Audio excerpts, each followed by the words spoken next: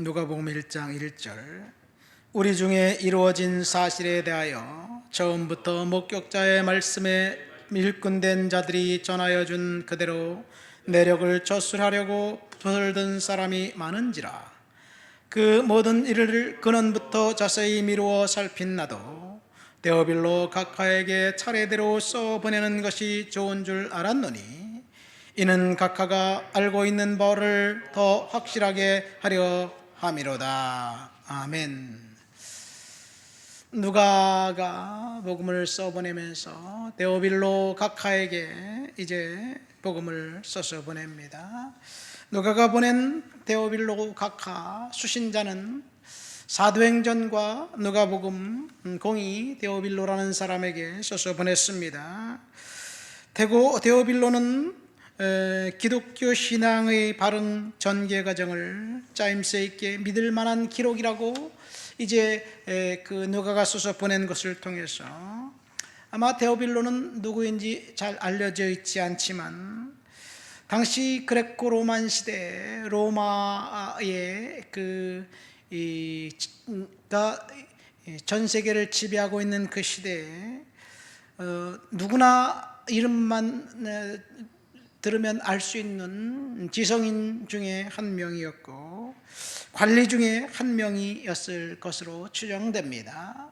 이 데오빌로라는 사람의 이름을 들어서 복음을 선포한 것을 볼 때 누가가 전한 이 복음은 예수 그리스도는 사실이었고 그 부활은 진리였다는 이야기를 이제 간접적으로 증언하고 있습니다. 물론 사도행전에 나타난 사도 바울의 사역과 교회의 발흥의 역사도 사실이었다라는 이야기를 간접적으로 증언하는 거죠. 그런 의미에서 볼 때 누가는 최초의 의료 선교사였습니다. 누가는 의사였죠. 의학적인 지식을 가지고 이제 그 사도 바울을 따라다니면서 육체적 영적인 질병을 다 담당했던 사람 중에 한 명이었고, 훗날 누가는 의료 선교사의 모델이 될 만한 그런 사람이었습니다. 동료 사역자들의 건강을 돌보면서 초대교회, 특별히 그 바울의 선교 사역에 있어서 수많은 그 교회의 일들을 기록한 것으로 볼 때, 두 번째 누가는 역사학자였습니다. 히스토리안이었습니다. 그리고 그가 구사한 헬라어는 굉장히 고급 헬라어로서 문학의 작품의 질을 볼 때 아주 매우 높다고 많은 학자들이 평가하고 있습니다.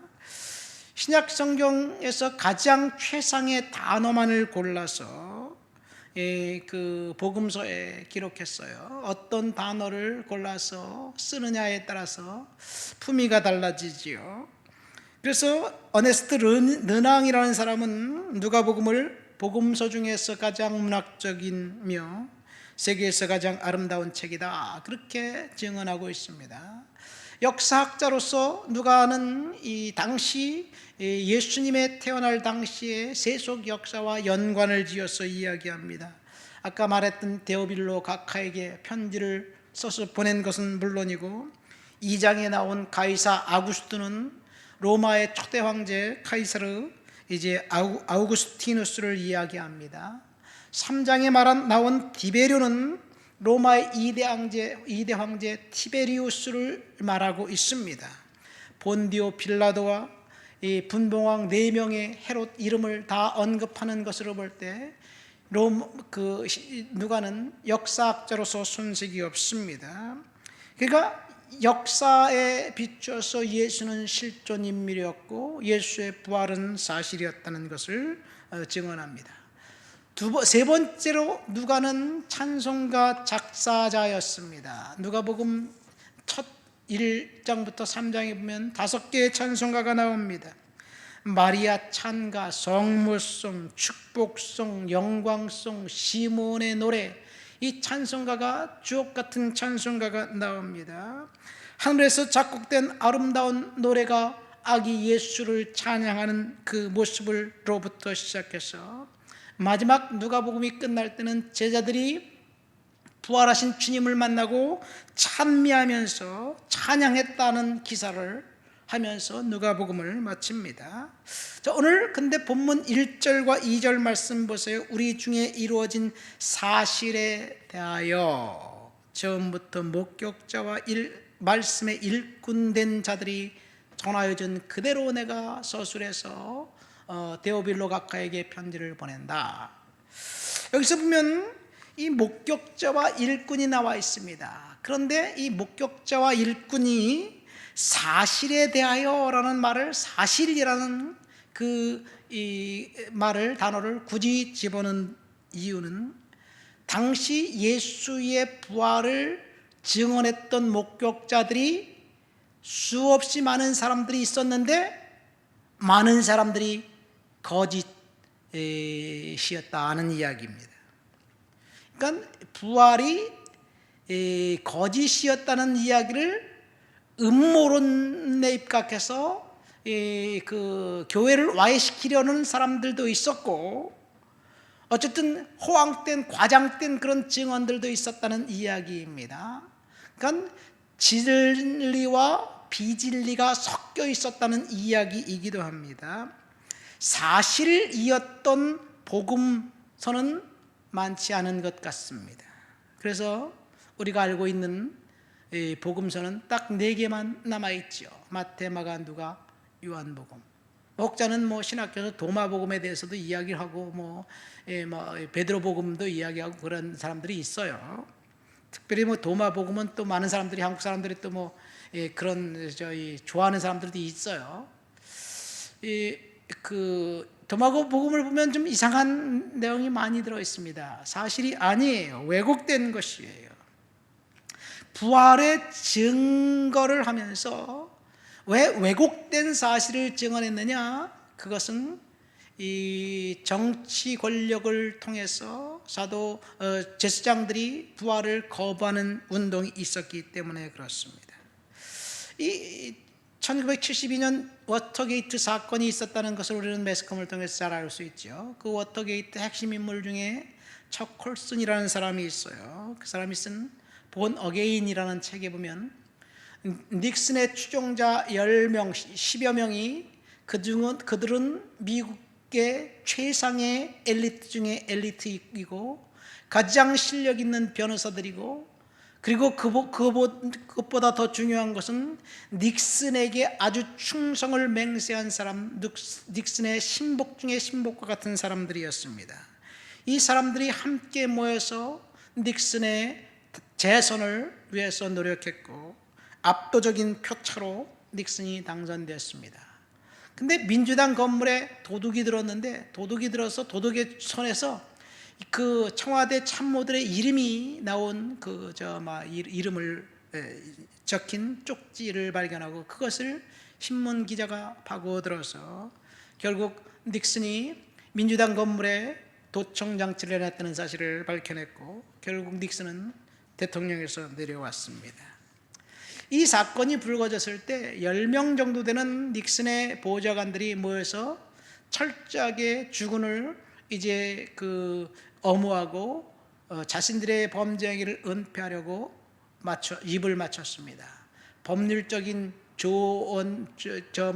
검토도 다 끝냈고요. 그리고 그들의 그 계획은 완벽했습니다. 그러나 3주도 되기 전에 18일 만에 들통나고 말았어요. 왜냐? 들통난 이유는 딱 한 가지, 거짓이었기 때문에 각 사람의 말이 아무리 입을 맞춘다 해도 달라질 수밖에 없었습니다. 그들을 위협하는 사람들도 없었고요, 맹수도 없었고, 그리고 회유하는 사람들도 없었습니다. 그러나 그들의 증언은 거짓임이 들통났습니다. 왜냐하면 사실이 아니었기 때문에 그렇습니다.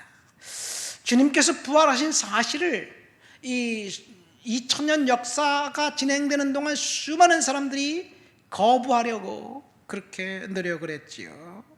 그런데 사복음서는 공이 부활의 첫 증인을 여성들이라고 이야기하고 있습니다.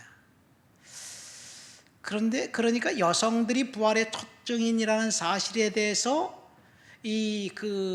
부활하지 않았다는 음모론이 허구라는 사실이 밝혀집니다. 왜냐하면 당시 여성들은 증인으로서의 법적인 효력이 없는 사람들이었어요. 그래서 사도 바울이 고린도전서 15장에 부활의 증인 500명을 딱 열거하면서 첫 증인을 베드로로 열거합니다. 왜냐하면 이 법적 효력이 없기 때문에. 어쨌든 예수님이 부활하신 것이 음모라면, 제자들이 시체를 훔쳐갔다면 그럴듯한 사람으로 부활의 첫 증인을 내세워야 되지 않을까요? 니고데모 같은 사람. 왜냐하면 국회의원이었잖아요. 그런 사람들을 내세우거나, 아니면 적어도 베드로를 내세웠다면 그 다음에 복음서가 기록된 지는 한 30년, 부활 승천하신 40년 지나고 난 다음에요. 적어도 30년 지나고 난 다음에 그동안 각색할 수 있는 시간이 엄청나게 많았습니다. 어쨌든 그러나 복음서에서는 첫 증인을 예수로 여성들을 언급하고 있다는 사실은 진리라는 이야기입니다. 다시 오늘 본문으로 돌아가면 1절에 우리 중에 이루어진 사실에 대하여 사실을 왜곡해서 전하는 사람들이 오늘날은 도대체 있을까 없을까? 오늘날 교회에서 선포되는 많은 메시지들이 정말로 진리인가, 아니면 사람들의 귀에 듣기 좋아하는 메시지인가?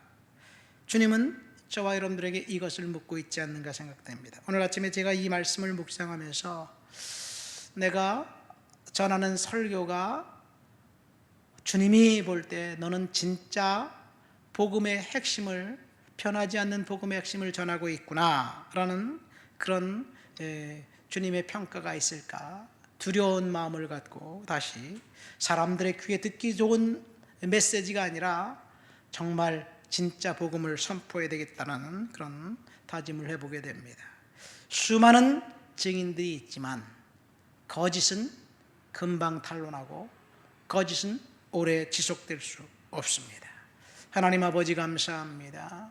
누가의 전한 복음을 통해서 예수 그리스도의 부활의 사실이, 진리가 왜곡되는 오늘날 시대에 우리가 살고 있습니다. 하나님, 진리의 은혜 가운데 오늘도 완벽하게 온전하게 서 있을 수 있도록 도와주옵소서. 예수님의 이름으로 기도합니다.